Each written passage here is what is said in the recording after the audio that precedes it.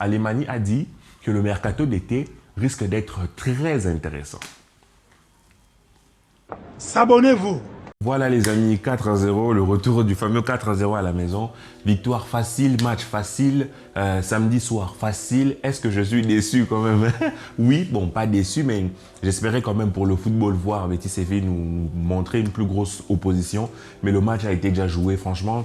On peut dire qu'aujourd'hui, toutes les planètes étaient alignées. Et pourtant, moi, je n'ai pas eu la sensation de voir notre équipe déployer tout son potentiel. Je n'ai pas eu l'impression d'avoir l'équipe déployer toute son énergie. Mais je suis content parce que ça fait une victoire 4-0. Après que, quand même, on a eu plusieurs matchs très difficiles. Ça fait du bien d'être relancé sur ce genre de match. Surtout qu'il y avait quelques petits enjeux individuels, quelques joueurs qui revenaient de blessures. On avait envie de voir un tel, un tel, un tel. Et bien sûr, un fait historique, une image historique que vous avez peut-être vue. Lamine Yamal, 15 ans, plus jeune joueur de l'histoire du Barça, a joué, qui a même presque failli marquer son premier but pour son premier match, pour ses premières minutes. Cette image pourrait être historique. Alors c'est vrai, on a dit les mêmes choses, on a dit les mêmes propos pour Ansu Fati, mais ça pourrait être différent. En tout cas, c'est tout ce qu'on espère, c'est toute la carrière qu'on lui souhaite, d'être aussi grand que ses illustres prédécesseurs. Je ne veux pas parler d'un monsieur argentin pour ne pas mettre trop de pression, mais en tout cas, ça fait une belle image, des beaux souvenirs. J'espère que dans quelques années,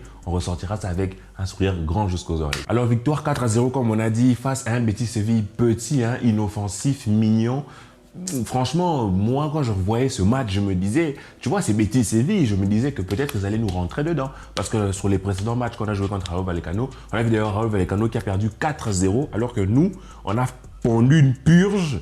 Eux, ils prennent 4-0. Mais quand on a joué, quand on a vu que Rayo nous avait vraiment rentré dedans, moi j'espérais, je pensais, je n'espérais pas, mais je pensais que Betis Séville nous rentrer dedans. Mais non, ils nous laissent le ballon, ils nous laissent le jeu. Donc on a pris le temps de s'installer, des joueurs ont repris des marques. Ça faisait très longtemps qu'on n'avait pas vu certains mecs. Déjà, on a commencé avec notre 11 presque type. Le seul joueur manquant, c'était Dembélé. Il y avait Rafinha qui a joué. Rafinha au passage qui a fait un très bon match. Moi, j'ai aimé le match de tout le monde aujourd'hui. J'ai été heureux de suivre ce Barça. Ce match a été vraiment un match sans stress pour moi. Je l'ai suivi de manière détente, en mangeant, en sirotant 2-3 petits trucs. J'étais vraiment relax devant ce match. Et ça fait du bien aussi d'avoir ce genre de victoires-là qui vous calment l'esprit, parce qu'il y avait un énorme vent d'agitation autour du Barça, à raison d'ailleurs. Mais ce genre de victoire va vraiment nous faire du bien. Un autre défi, c'était par rapport à Lewandowski. Lewandowski, ça faisait 300 ans qu'il n'avait plus marqué un but. 300 ans le mec. Et sachant que Karim Benzema a mis un triplé. Donc Karim est revenu à un but. Donc on avait besoin que Lewandowski marque et on sentait que ça lui a fait plaisir. Quand il a marqué son but, on a vu comment il a célébré. Pourtant, non, franchement, ce n'est pas le plus beau de ses buts, ce n'est pas un but en finale de je ne sais pas quoi, mais il a célébré avec énormément d'entrain, énormément d'envie, parce que ça faisait longtemps qu'il avait marqué et il a su que Benzema avait repris un peu quelques pas sur son retard, et ça fait du bien de voir Lewandowski qui marque, ça fait du bien de voir Rafinha qui marque.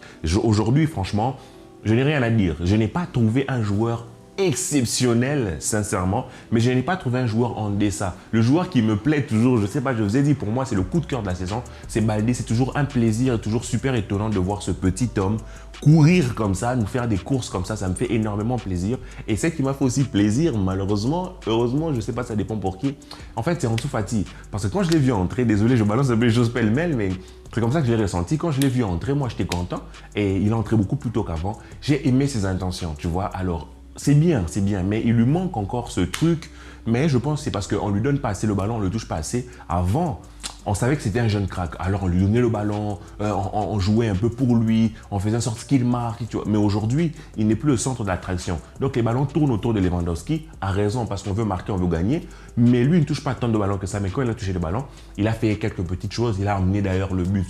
Bon, le dernier but, c'est agréable pour lui, je pense, ça va lui redonner la confiance. C'est une très bonne chose. J'espère qu'on pourra aligner encore. Il suffit que l'on gagne notre 3 prochains matchs pour que l'on soit sûr de gagner la Liga. Et en ce moment-là, il nous restera, je pense, encore 3 matchs et on pourra se libérer pour voir qui joue quand, qui fait quoi. Et ça serait beau, en fait, que ça se termine de cette manière-là. Mais sur ce match, comme je l'ai dit, moi, j'ai été déçu du Betis Séville. Moi, je suis fan du FC Barcelone, mais je suis fan de foot. Donc, moi, je voulais que Betis Séville nous présente une plus grosse opposition. Mais à la mi-temps, déjà, c'était 3-0. C'était bouclé, il n'y avait plus rien à voir. Et on a vu le Barça qui a même baissé d'intensité en seconde période. Parce que pas la peine de se blesser, le travail est fait. On continue de gérer à gauche-droite. C'est bien, même si c'est vrai que beaucoup d'entre vous auraient préféré sûrement que l'on rentre dans Betis Séville, que l'on leur mette des gros scores, Mais aujourd'hui, Vous avez vu, avec le retour de plusieurs blessés, on a vu Maldini, notre Nesta, le plus grand joueur de l'histoire de l'humanité, celui qui est même au-dessus de Pelé, de Maradona et de Lionel Messi, qui s'appelle, devinez, Andreas Christensen, le GOAT, the best. Non seulement c'est le meilleur joueur du monde, mais c'est le meilleur athlète, tout sport confondu. Je n'ai jamais vu un seul athlète faire ce que lui a fait. Sur son but, c'est extraordinaire. Pour moi, aujourd'hui, il est favori au Ballon d'Or avec Lionel Messi. Si vous me demandez mon avis, Maldini, notre Danois, pour moi, il prend le Ballon d'Or. Si Messi ne s'appelle pas Messi, on donne le Ballon d'Or à Christensen parce que je ne vois même pas qu'est-ce que Haaland fait de plus que Christensen. Moi, ça me fait énormément plaisir de le voir parce que, vous voyez, j'ai beaucoup de chouchous. J'ai beaucoup de chouchous dans ce Barça-là. Et Christensen, c'était un mec, je vous ai toujours dit, il est comme une ombre. Pour ceux qui ont suivi Kuroko Basket, c'est un joueur qui n'est pas présent. Quand tu regardes l'effectif, tu te dis pas, waouh, il y a Christensen. Non, en fait. Mais il bonifie tellement l'équipe. Il est tellement rassurant défensivement. Aujourd'hui, le Barça n'a rien eu à faire défensivement hein, quand même.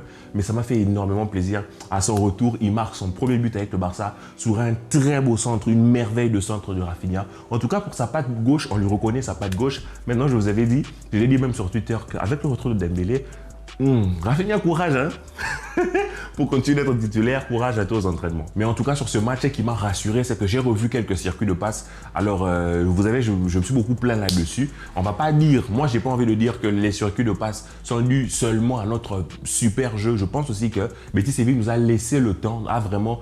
Sincèrement, Betis Séville a mal joué, on va dire les termes. On a gagné notre match, je suis content, mais l'adversité n'était pas au rendez-vous. Désolé, hein. Je ne veux pas faire le aigri, le mec qui est jamais content. Je suis content de cette victoire, mais je suis encore plus content de voir des circuits de passe, de voir des joueurs qui étaient blessés revenir, de voir Pedri recommencer à avoir des minutes, de voir les Christensen revenir à Dembélé, tout ça, de voir le petit Yamil Lamal faire ses premiers gestes. Moi, c'est tout ça que je suis en train de voir. Au-delà même du score, j'ai vu toute cette animation quand on cherche à créer le circuit de passe que l'on a. Enfin, comment on a obtenu le but de Lewandowski, c'est très très beau. Franchement, j'ai vraiment aimé. J'ai beaucoup aimé Koundé aussi. C'est vrai, à ce qui paraît, il ne veut plus jouer en tant que latéral droit, mais... Vous voyez, Koundé, dans des matchs comme ça, il est important. Dans les matchs où il n'a pas forcément un contre un extrêmement fort parce qu'il va aller se proposer. C'est un joueur qui se propose beaucoup. Vraiment, il a ce truc, on dirait vraiment un latéral droit parce qu'il se propose, et s'est proposé sur le but de Lewandowski, une très belle remise. Lewandowski qui finit proprement, c'est très beau. Et même sur la passe de Busquets pour le but de Rafinha, magnifique. Donc aujourd'hui, j'ai vraiment vu des passes qui cassaient les lignes, des passes qui perforaient. On a vu un Frenkie de Jong qui faisait son travail encore de perforer. Et moi, je commence à rejoindre de plus en plus ceux qui disent que Frenkie de Jong en pointe basse seul, c'est pas l'idéal parce que forcément, ça va un peu anesthésier ses autres qualités, mais quand tu le mets avec quelqu'un d'autre et qu'il peut courir, avancer, perforer les lignes balles au pied, sans se soucier de qui est derrière lui, franchement, c'est magnifique. Moi, sur ce match, j'ai été tout simplement content et j'ai envie d'ajouter une petite chose, une petite signification, un petit truc juste. Mais est-ce que vous vous rendez compte à quel point Pedri est doux? Pedri est beau, Pedri, il est délicat, il est beau. Moi, quand je regarde Pedri, je regarde ses premières touches de balle. Il est tellement beau, il est tellement fin. Oh là là, ce joueur a ce truc, il a vraiment... Il a la paix. Moi, je suis heureux quand on lui donne le ballon, tu vois, non stress. Donc voilà les gars, victoire 4-0 du FC Barcelone, victoire tranquille. On reprend 11 points d'avance sur le Real de Madrid. J'espère que sur les prochains matchs, on va garder ce standing-là, c'est-à-dire exiger beaucoup de choses de nos joueurs. Notre 11 titulaire est revenu. Xavi a récupéré quasiment tous ses joueurs. Bon, en ce moment, ça ne sert presque à rien, hein, parce que tout est joué déjà, presque. À part les quelques journées de la Liga, mais on récupère nos joueurs blessés. J'espère qu'au moins pour le reste de la saison, on verra du beau jeu, histoire de nous laisser, tu vois, de nous laisser entrevoir quelque chose pour la saison prochaine. Une grosse parenthèse, Alemany a dit que le mercato d'été risque d'être très intéressant. Je dis ça, je dis rien. Il a dit le mercato d'été sera intéressant, je vous le dis. C'est pas n'importe qui dit ça, c'est Alemany. Alemany, vous savez, Alemany, c'est qui? Alemany, c'est le mec qui a envoyé Thanos dans Endgame.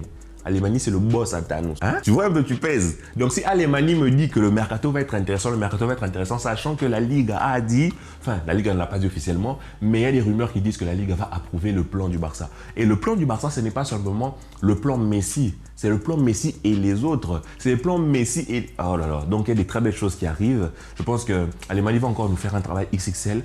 On continue de voir comment ça va se passer. Restez au courant. Abonnez-vous, likez, partagez, activez la cloche de notification pour ne rien manquer comme d'habitude. Que la paix soit sur vous. Aujourd'hui, on est très calme, on est très peace, on est très relax. Victoire 4-0 à la maison. Demain, c'est dimanche. Pour ceux qui vont à l'église, allez à l'église. Peace les amis.